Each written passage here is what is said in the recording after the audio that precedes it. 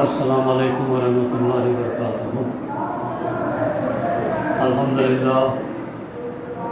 الحمدللہ رب العالمین والصلاة والسلام علی رسول الامین، اما بعد، اعوذ باللہ من الشیطان الرجیم، بسم اللہ الرحمن الرحیم۔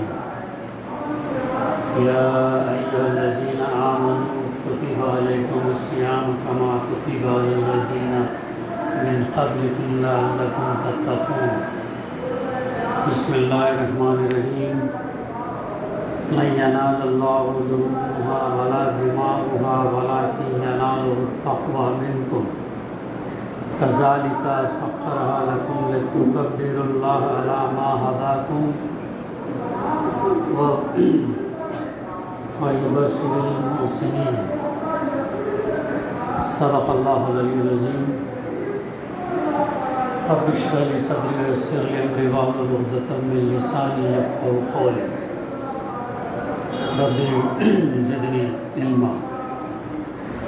محترم بزرگوں، نوجوانوں، دوستوں اور دینی بھائیوں،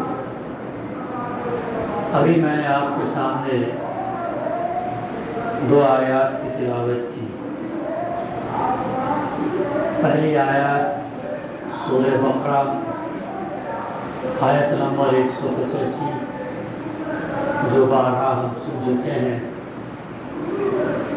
ایمان لانے والوں سے اللہ سبحانہ و تعالیٰ مخاطب ہے اور ان سے بتایا گیا کہ روزے تم پر فرض کیے گئے جیسے کہ تم سے پہلے امتوں پر فرض کیے گئے، اور اس کا مقصد کیا بتایا گیا؟ لعلکم تتقون، شاید کہ تمہارے اندر تقویٰ آ جائے۔ 2 سے 2.5 مہینے گزشتہ الحمدللہ رمضان کے ہم نے روزے رکھے 30 دن کے، جس کا مقصد یہ تھا کہ ہمارے اندر تقویٰ پیدا ہو۔ تقویٰ برائی سے بچنا، اللہ کا ڈر اور اللہ کے حدود کی پابندی کرنا۔ کئی مفہوم اس کے آتے ہیں۔ قرآن مجید میں بار بار تقویٰ کے اوپر زور دیا گیا۔ رمضان کے روزے جو ہم نے رکھے، عید الفطر ہم نے منائی، اور اس کا جو مقصد تقویٰ تھا، اب یہ میں اور آپ اس پر یہ کر سکتے ہیں، اپنا جائزہ لے سکتے ہیں کس حد تک ہمارے اندر تقویٰ پیدا ہوا۔ گزشتہ یہ بھی ہمارے سامنے بات آئی کہ 1 مہینے کی جو تربیت ہم کو دی جا رہی ہے، وہ بقیہ 11 مہینوں کے اندر وہ تقویٰ ہمارے اندر برقرار رہے، پروان چڑھے، اور اس کے اندر جو اضافہ ہو، وہ اس کا مقصد تھا۔ یہ بھی ہمارے سامنے بات آ چکی ہے کہ تقویٰ ایسی چیز نہیں ہے۔ اللہ تعالیٰ نے اس آیت کے اندر لعلکم، شاید کہ تمہارے اندر کر کے فرمایا۔ شاید کا اس لیے لگایا کہ اگر ہم وہ شرائط پوری کریں گے جو اللہ اور اس کے رسول صلی اللہ علیہ وسلم کو مطلوب ہے، تو پھر وہ تقویٰ ہمارے اندر آئے گا۔ ایسا نہیں ہے کہ ہم رکھ لیے پورے روزے اور تقویٰ آ گیا، ایسا نہیں ہے۔ اور یہ ڈیپینڈ کرتا ہے جو ہے ہر انسان کی نیت پر، خلوص پر، للہیت پر، اور اس کی آمادگی پر ڈیپینڈ کرتا ہے۔ تقویٰ کے اوپر بہت زور دیا گیا قرآن مجید میں، اسی لیے اللہ کے رسول صلی اللہ علیہ وسلم نے بھی جو فرمایا، تقویٰ ہاں ہونا۔ تقویٰ باطن کی کیفیت ہے، اندرون کی کیفیت ہے، ظاہر میں نہیں بلکہ باطن کی کیفیت ہے۔ اور اسی طریقے سے جو ہے یہ جو عید الاضحیٰ بھی ہم نے منایا، جو عظیم قربانی ہمارے سامنے، ہم نے وہ سنت ادا کی، سنت ابراہیمی، اور ابراہیم علیہ السلام کے تعلق، آپ علیہ السلام کی سیرت کے مختلف متعدد واقعات ہمارے سامنے گزشتہ 1 مہینے سے جو ہے جاری رہے ہیں۔ اتنی اہم سیرت ہے ابراہیم علیہ السلام کی، اور وہ واقعہ جو 4500 سال پہلے ہو چکا ہے، اس واقعے کو اس کی یاد تازہ رکھنے کے لیے اور ان پر اس کی وہ عظیم قربانی اللہ سبحانہ تعالیٰ نے اسے قرار دیا، اور امت مسلمہ کے اوپر بھی وہ جو ہے تا قیامت کرنے تک کا جو ہے اس کو یہ کیا گیا، حکم دیا گیا۔ تو ہر سال مسلمان جو ہے وہ قربانی کی سنت جو ہم ادا کرتے ہیں۔ اس ضمن میں بھی ہمارے سامنے مقصد بارہا ہوا آتا ہے، قربانی کا مقصد کیا ہے۔ ابھی جو آیات میں نے آپ کے سامنے دوسری جو پڑھی سورہ حج کی آیت نمبر 37، اس کے اندر اللہ سبحانہ و تعالیٰ فرماتا ہے نہ تمہارا گوشت اللہ کو پہنچتا ہے، نہ جانور کا خون اس کا تمہارے پہنچتا ہے، بلکہ اللہ کو جو پہنچنے والی چیز ہے وہ ہے تقویٰ۔ ہمیں معلوم یہ ہوا کہ رمضان کے روزے، عید الفطر کا مقصد، عید الفطر کی جو خوشیاں، اور اس کے بعد پھر یہ قربانی کا جو عمل، یہ تمام چیزیں ہمارے اندر تقویٰ پیدا کرنا چاہتی ہیں، پرہیزگاری پیدا کرنی چاہتی ہیں۔ اور یہ بھی اس میں یہ بتایا گیا کہ نہ وہ چیزیں پہنچتی ہیں بلکہ تمہارا تقویٰ جو اللہ سبحانہ تعالیٰ کو پہنچتا ہے۔ اس نے ان کو تمہارے لیے اس طرح مسخر کیا ہے تاکہ اس کی بخشی ہوئی ہدایت پر تم اس کی کبریائی، اس کی بڑائی بیان کرو، اور اے نبی صلی اللہ علیہ وسلم بشارت دے دو نیکوکار لوگوں کے لیے۔ یہ قربانی صرف جانور کا ذبح ہی نہیں کرنا ہے، بلکہ اس جاہلیت کے اندر جیسا ہوا کرتا تھا کہ کسی کے نام پر وہ قربانی کرتے تھے، اس کا گوشت اور خون جو ہے پھر خانہ کعبہ کو لگاتے تھے اور کہتے تھے، سمجھتے تھے کہ یہ جو ہے اللہ کو پہنچتا ہے۔ تو یہاں پر اس کی تردید کی، نہ خون اللہ کو پہنچتا ہے نہ تمہارا گوشت، بلکہ جو چیز اللہ سبحانہ تعالیٰ کو اس سے مطلوب ہے وہ ہے تقویٰ مطلوب ہے، اور وہ ہے تم کو جو نعمتیں اللہ سبحانہ تعالیٰ نے جو دی ہیں اس کا شکر تم کیسے کرتے ہو۔ تمام مال دولت جو دی ہے وہ ہماری ذاتی نہیں بلکہ اللہ کی دی ہوئی، اور ہم اس کا شکر کیسے ادا کرتے ہیں وہ اللہ سبحانہ تعالیٰ دیکھنا چاہتا ہے۔ اسی کے دیے ہوئے مال سے اور اسی کے کہنے کے حصے جو ہم اس جانور کو خریدتے ہیں اور اس کے نام پر جو ہے قربان کرتے ہیں۔ تو دوسری چیز جو اللہ تعالیٰ اس کے ذریعے سے دیکھنا چاہتا ہے کہ تمہارا جذبہ، تم کس جذبے سے قربانی دے رہے ہو۔ جس طریقے سے ابراہیم علیہ السلام کی زندگی ہمارے لیے نمونہ ہے، کس طریقے سے اللہ تعالیٰ نے ان کو آزمایا، اور ہر آزمائش میں ابراہیم علیہ السلام جو ہے ثابت قدم رہے، پھر اللہ تعالیٰ نے ان کو اس ثابت قدمی پر ان کے درجات کو بلند کیا اور خلیل اللہ، اللہ کا دوست کا لقب عطا کیا۔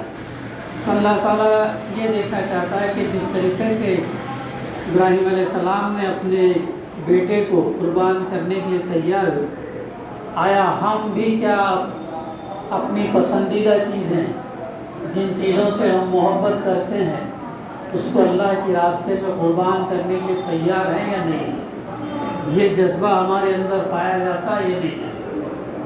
تیسری چیز خلوص ہے، سنسیئر اخلاص ہے، کس اخلاص کے ساتھ وہ عمل کرتے ہیں۔ یہ وہ چیز ہے جو اللہ کو پہنچتی ہے، باقی کا نہ جانور پہنچتا ہے نہ گوشت پہنچتا ہے جو ہم قربانی دیتے ہیں۔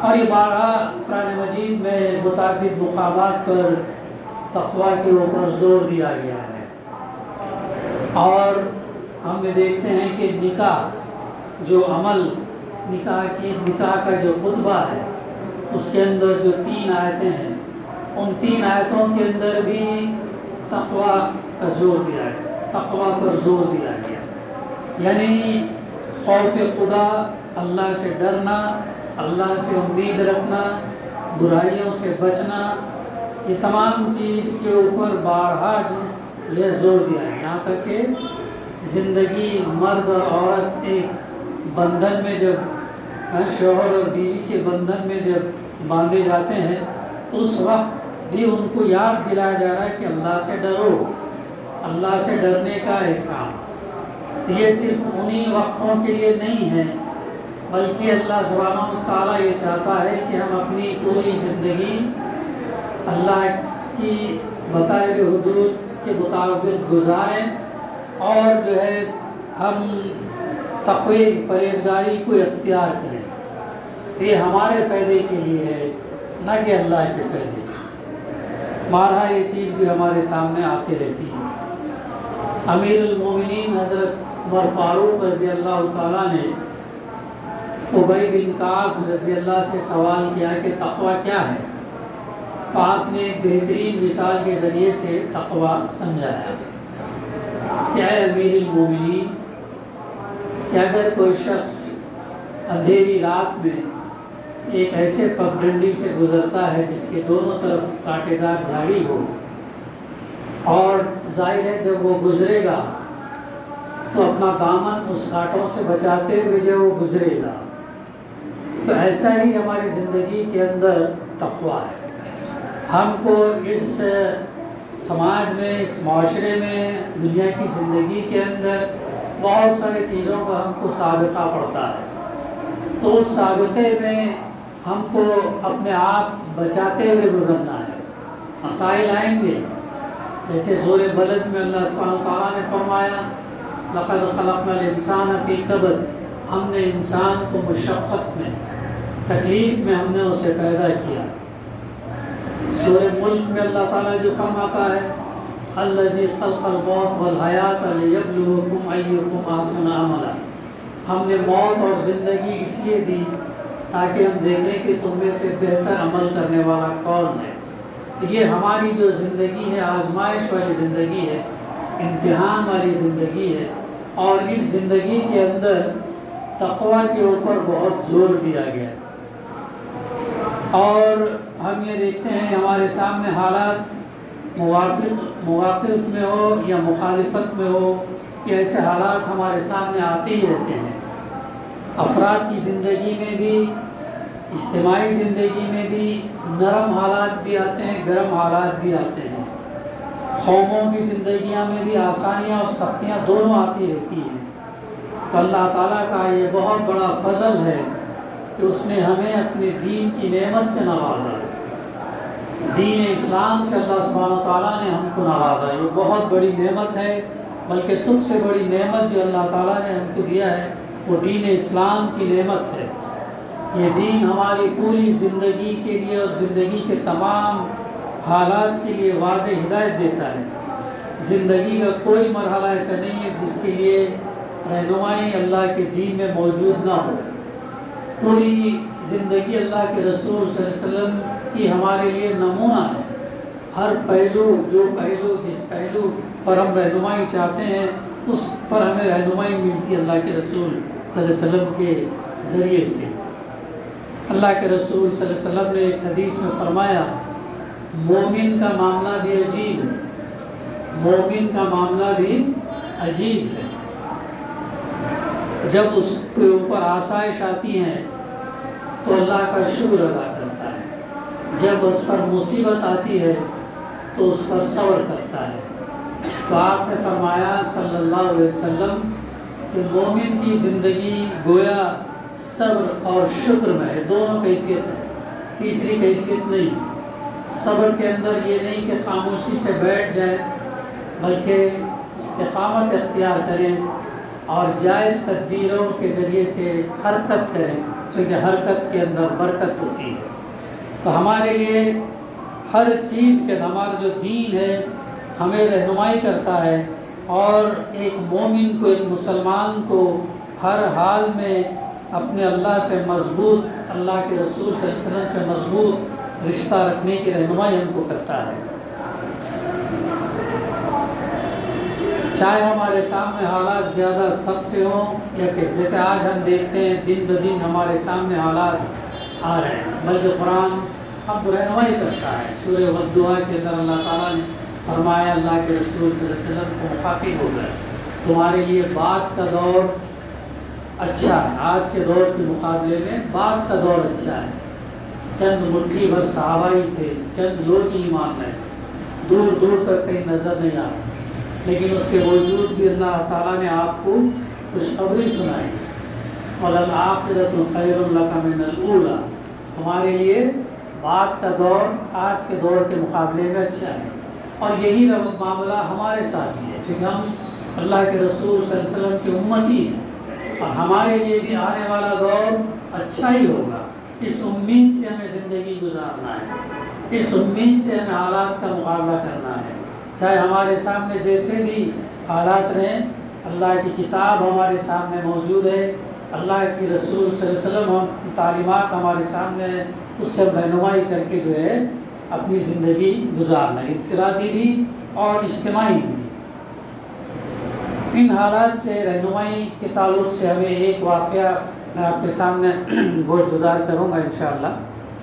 حضرت عمر رضی اللہ کا زمانہ تھا، حضرت سعد بن ابی وقاص رضی اللہ عشر مبشرہ میں سے ہیں، اپنے کچھ ساتھیوں کے ساتھ غیر اسلامی ممالک میں دعوت کے کام کے لیے، اللہ کے پیغام، اللہ کے کلمے کو پھیلانے کے لیے نکلتے ہیں۔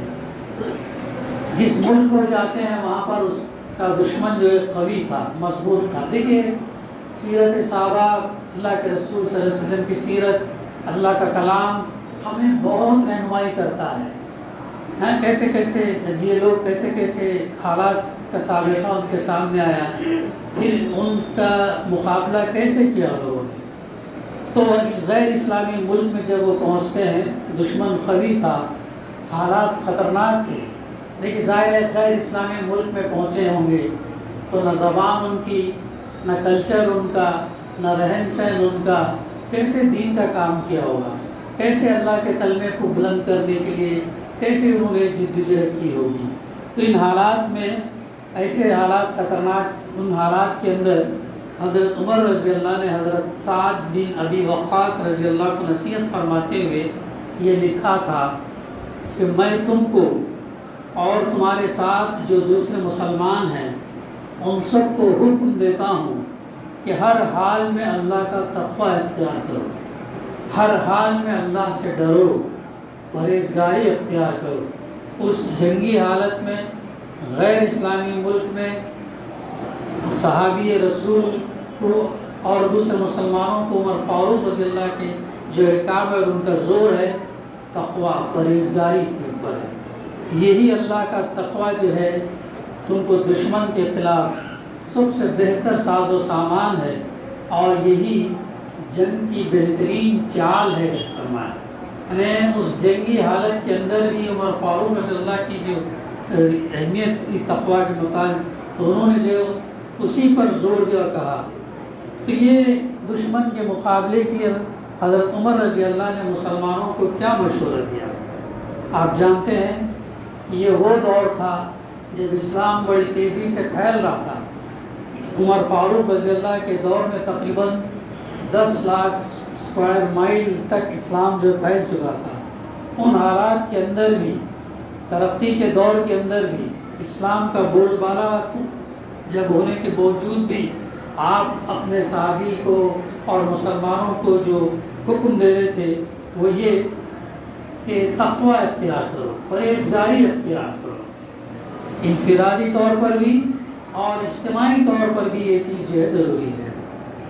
اصل بات یہ ہے کہ جب تک انسان اللہ تعالیٰ کی نافرمانی سے بچتا ہے اور اس کی ناخوشی سے ڈرتا ہے، اللہ کی تائید اور حفاظت اس کے ساتھ ہوتی ہے۔ ظاہر ہے جب اللہ سے ہم ڈر کر ہم اپنی زندگی گزاریں گے تو پھر اللہ کی نصرت، اللہ کی رحمت، اللہ کی مدد اور سلامتی آئے گی۔ اگر ہم اس سے ڈریں گے نہیں اور ہم اپنے نفس کے مطابق، اپنے رسم و رواج کے مطابق یا جو حالات ہیں اس کے مطابق ہم جو اپنے ایمان کو بیچ کر اگر زندگی گزاریں گے تو پھر کیسے وہ چیز نہیں آئے گی، کیسے ہم دشمن ہم سے مرعوب ہوگا۔ وہ دور تو ہمارا ایسا تھا کہ یعنی غیر مرعوب ہوا کرتے تھے، ڈرتے تھے۔ تو یہ چیز جو ہے تقوی جو ہے مومن کا سب سے بڑا سہارا ہوتا ہے، اور یہ اللہ تعالیٰ پھر جب ہم تقوی اختیار کرتے ہیں تو اللہ تعالیٰ پھر ہماری حفاظت کرتا ہے۔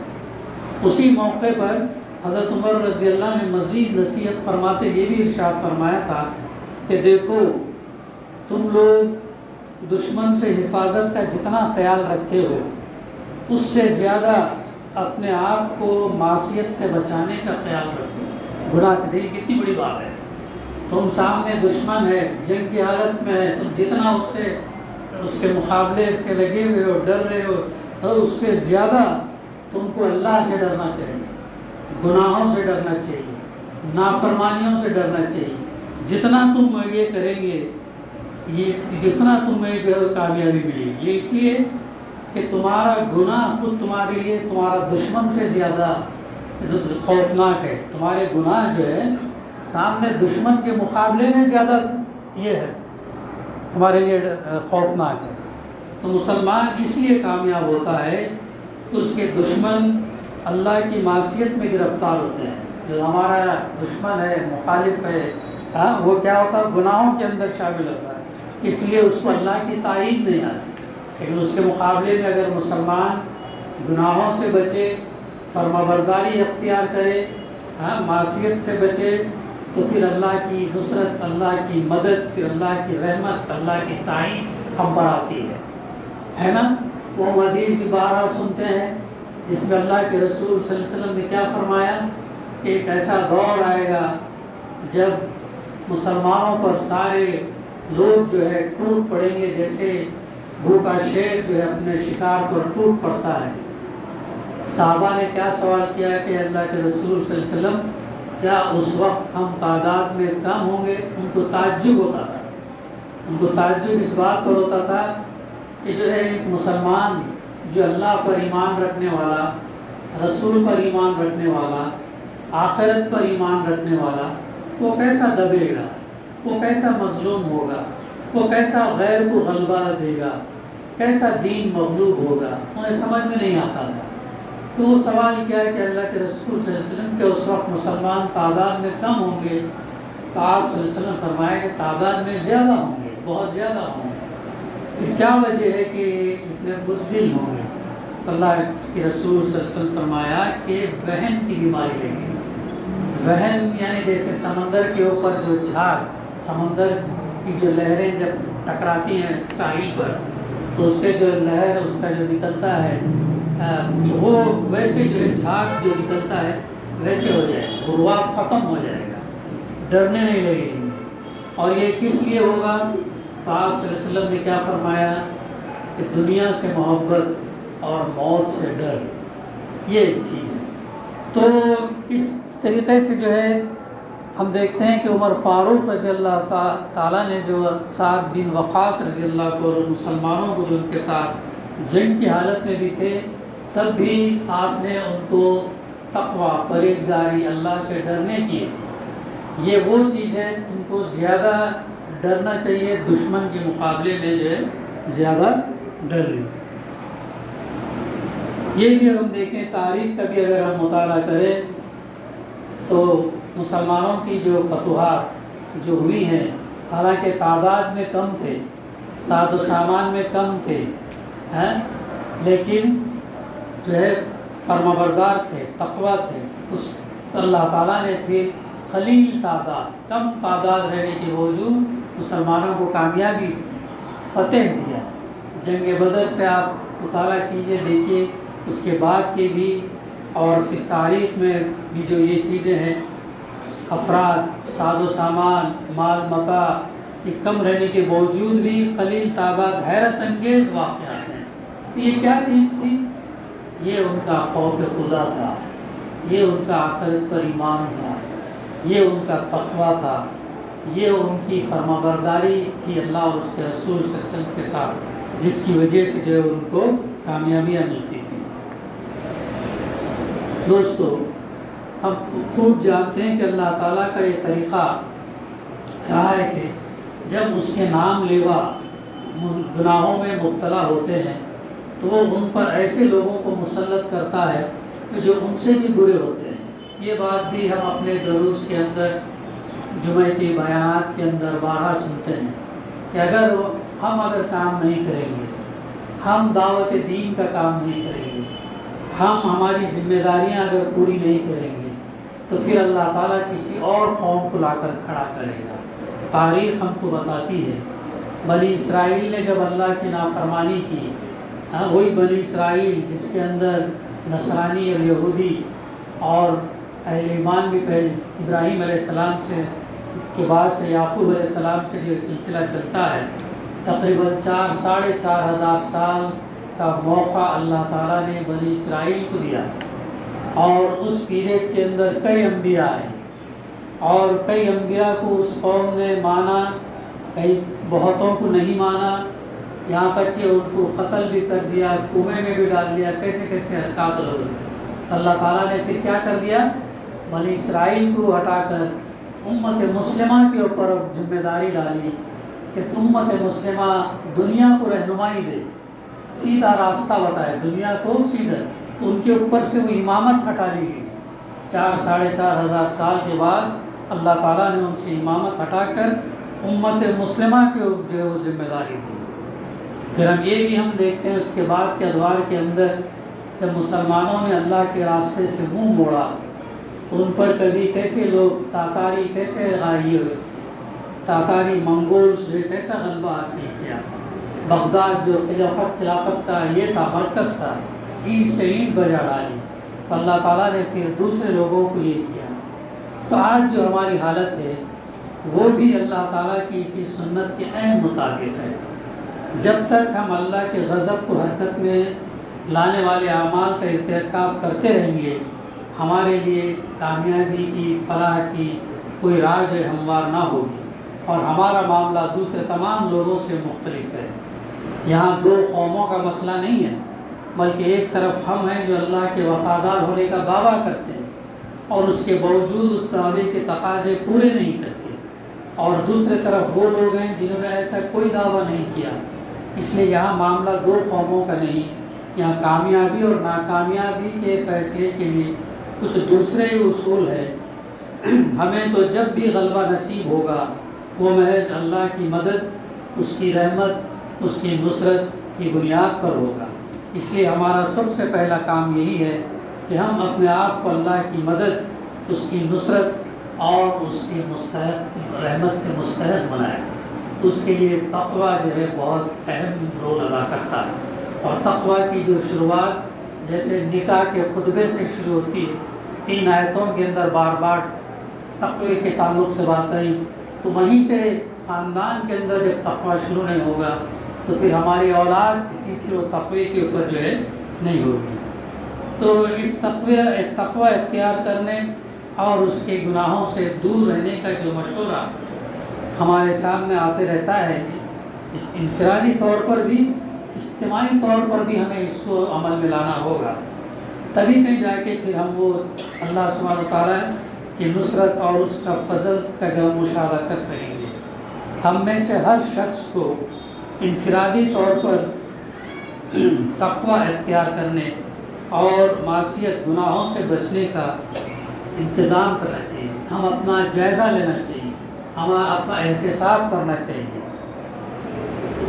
بالکل ممکن ہے، 1-2-3 منٹ لوں گا میں، بالکل ممکن ہے کہ اگر آپ کا اپنا ذاتی معاملہ اللہ تعالیٰ سے ٹھیک ہو جائے تو پھر ظاہر ہے اللہ تعالیٰ اپنے فرشتوں کے ذریعے سے مدد کرتا ہے۔ یہ بھی ہم معنی سنتے ہیں، اس طریقے سے اللہ سبحانہ و تعالیٰ نے جنگ بدر میں اور دوسرے غزوات کے اندر فرشتوں سے اللہ تعالیٰ نے مدد کی۔ اللہ تعالیٰ اپنے مومن بندوں کو تنہا نہیں چھوڑتا، فرد ہو یا اجتماعیت کے اندر اگر وہ تقوی اور معصیت اختیار سے بچنے کا اختیار اگر رکھتے ہیں تو پھر اللہ تعالیٰ کی مدد جو ہے وہ ضرور آئے گی۔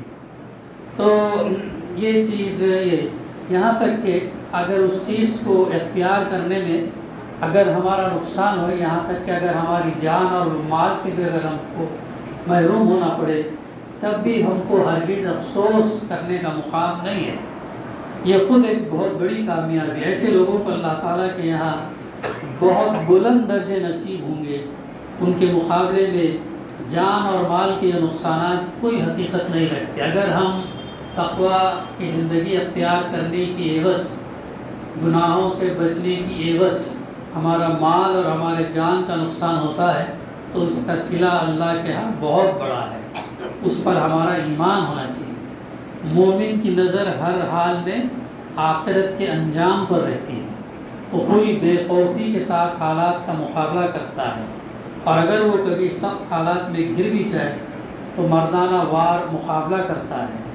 وہ دشمن کے لیے نرم چارہ نہیں ہوتا، وہ اپنی حفاظت کے لیے آخری دم تک کشمکش کرتے ہوئے جان دیتا ہے، کیونکہ اسے یہ بتا دیا گیا کہ جان اور مال کی حفاظت کے لیے بھی اگر کوئی شخص جان دیتا ہے، اگر ہماری جان اور مال کی حفاظت کرنے میں اگر ہماری جان چلی جاتی ہے تو اس کا درجہ شہادت میں آتا ہے۔